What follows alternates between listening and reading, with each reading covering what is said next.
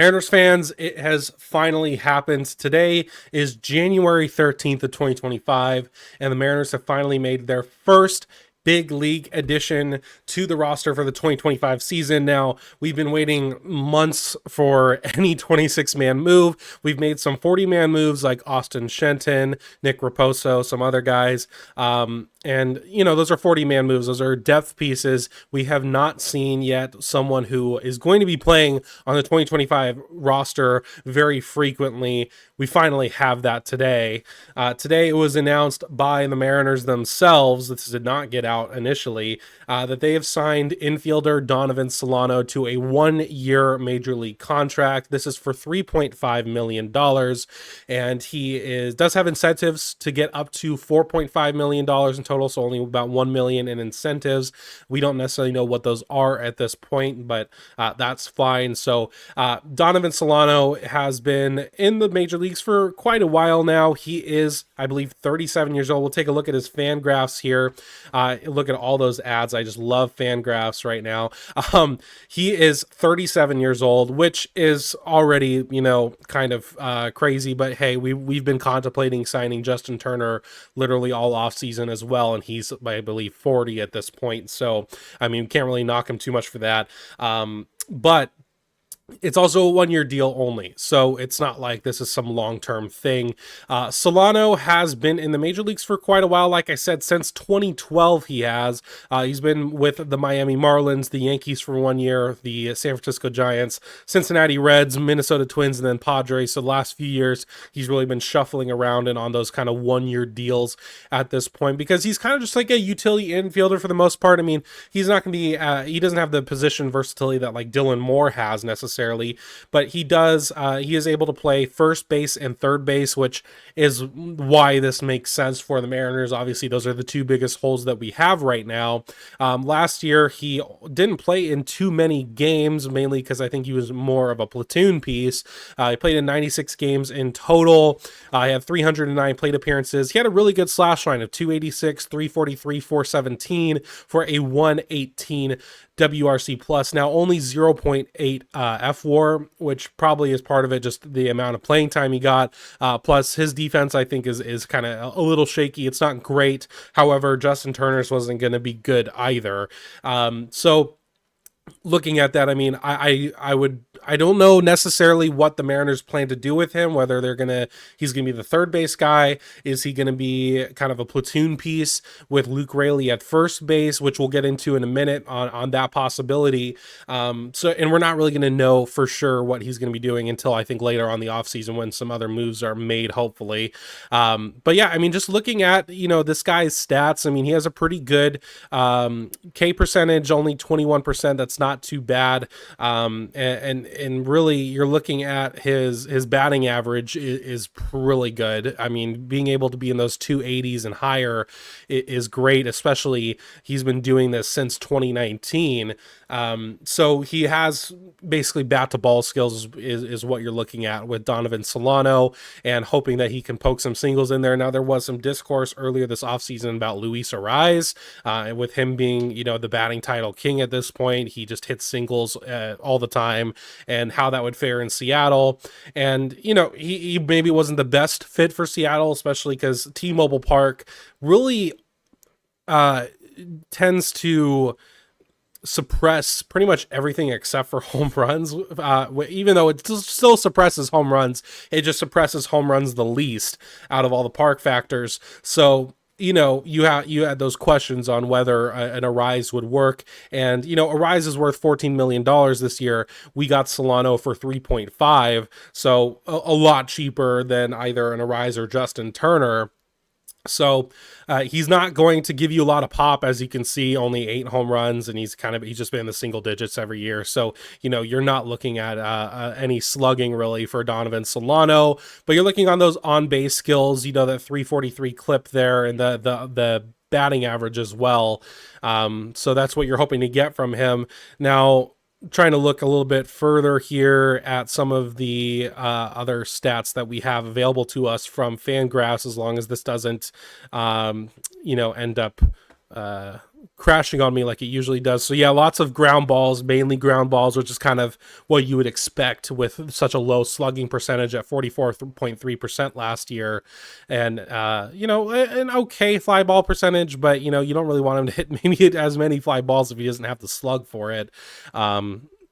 So yeah, and then we're looking at his defense. That's what I'm curious about a little bit here. So last year he played 26 games at first base, 167 innings, only one error. So I mean, not bad. 993 fielding percentage. I'll take that. For second base, only played one game, so I'm not really going to worry about that. And I really don't think they're going to be plugging him in at second base either. I don't see that happening.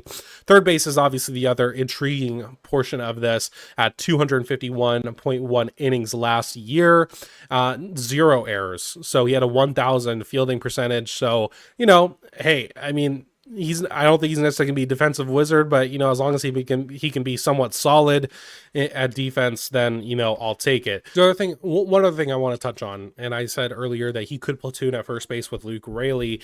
Luke is a lefty, so he struggles against left-handed pitching. Donovan Solano did not, at least not last year. In 2024, he put up a 302 batting average against lefties. He didn't really struggle against righties. I mean, 277 is still good, but yeah, when we're looking at his splits, I mean, a 134 WRC plus against lefties, he could be a very obvious choice to platoon at first base with Luke Raley. Like I said, we are going to need to see what the other moves are before we really decide on what Solano's role is probably going to be. But I would imagine if they don't get anyone who's a more for sure first baseman, like a Justin Turner or someone else, I feel like this is the most obvious choice for what to do with Solano, especially because, I mean, you don't necessarily want him to be playing every single day, and you want Luke Raley to be getting good at-bats and a lot of at-bats.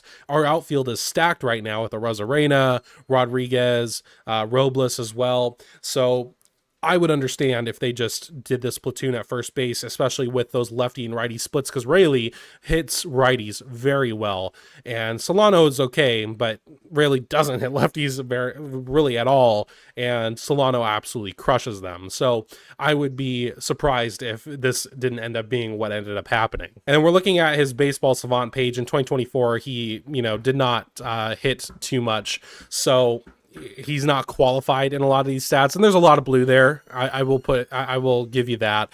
And his expecting batting average is a little bit above average, and his sweet spot was really high, which is cool. But otherwise, just kind of run of the mill. He is a righty, as you can see from his spray chart. He's going to be pulling the ball probably a decent amount, and there is definitely questions on whether that will play well in T-Mobile Park.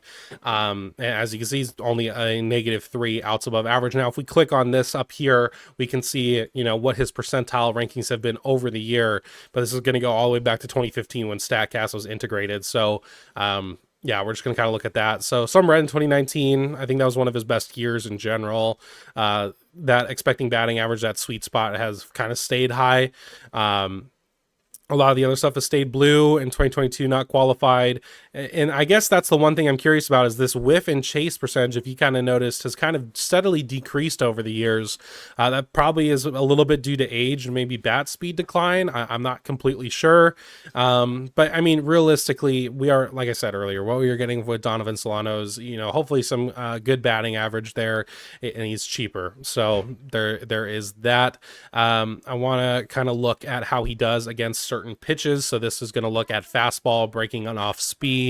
So it looks like he hits the fastball very well, a 311 batting average last year, and hits the off speed really well too. So the only thing he struggles with a little bit is the breaking balls, which at 243 for the batting average isn't really that bad. So he really seems to mash fastballs, which is good to know for that, even though his exit velocity and his slug isn't necessarily there still. I'll take it, and him being solid against off speed. I mean, he's just going to put the ball in play, which is something this roster needs, frankly. And I know that we've talked about Arise not being the best fit. A lot of that has to do just with how much he is worth. I mean, $14 million compared to 3.5 that you're getting with Solano. Uh, Interestingly enough, his batting ball profile matches 2021 Ty France, so that's great. But also 2021 Trey Turner. So hey, there you go. Maybe that'll help some people feel good. I don't know. So then we're gonna look at the park factors a little bit. So we can see that compared to T-Mobile Park and what he's done, T-Mobile Park is probably going to suppress him a bit, frankly. But this is also only really taking into account his slug, because it's only looking at home runs at this point. But he would have been a little bit under his normal numbers if he only hit at T-Mobile Park. So that's something to be looking out for. And year to year changes, I do kind of want to see. I mean, things are trending downward for the most part, because he is 37. It makes sense. So I'm not completely surprised with that at all. And one last thing I'm going to do here is we're going to look up at the Illustrator, which you can do in Baseball Savant, that I think is fun to kind of look at the spray chart on T-Mobile Park specifically. So we're going to put in Donovan Solano there. See, they've already changed his pick to having the Mariners in this. So we're going to look at just spray chart in general, and then we're going to change it to the Mariners for T-Mobile Park and see what that looks like. So this is what his spray chart would have looked like in a full season last year at T-Mobile Park. So, I mean, a lot of these would have still been home runs. So there is that. And obviously there is one field out here that would have been a home run as well, which is interesting. And a couple over here that also would have been out of the park as well. So, I mean, hey, maybe that could be an encouraging sign potentially. I mean, I'm not saying it necessarily is for sure, but that is something that I definitely am going to be looking at for this. So he would have actually had probably a few more home runs, which is funny. So that's something interesting to look at. So ultimately here's the deal with Donovan Solano is he's a cheap alternative to someone like a Justin Turner or a Luis Ariz. He's only getting $3.5 million for Justin Turner. You probably would have had to spend around maybe $10 million potentially for that 1 year. So, this is not some huge move, and I'm not going to make it seem like that. At the end of the day, he should be in a good offseason, your third or fourth best pickup for your 26-man roster. At this point, we don't know where he's going to rank on that. He could be ranked as the second best pickup, which I hope not, but that certainly could happen. We are hopefully Jerry DiPoto and Justin Hollander have some other stuff cooking to where it doesn't end up being that way. But ultimately, he's just bringing something to the club that we do need, which is batting average, a bit about bat to ball skills for a heavily reduced rate than you would for an Ariz or Justin Turner. So Donovan Solano is going to be a Mariner in 2025. I would love to know what you think. You can comment down below how you feel about this move and what you think of Donovan Solano in a Mariners uniform for 2025. I would love to hear from you. You can subscribe to the channel. It's free. It helps me out a lot. You can like the video as well. I will definitely be posting other videos when they do more signings, and hopefully we have some more soon, but it is nice to at least get that first one out of the way. And, there is something to be said as like, you don't want to just make a move to make a move. I see certain things in Solano's game that could definitely help with the Mariners and the way their roster is constructed as of present. But, we never know. He could go into 2025 and have a really tough time. He could end up being kind of like last year's Luke Raley. Now, Luke Raley was a lot younger, so whatever, and the upside's higher there. But he could be that guy that just takes 2025 by storm. You kind of have to think about it from both ways, in my opinion. But love to hear from you. Comment down below. That's going to be it for me in this one, and I will see you in the next.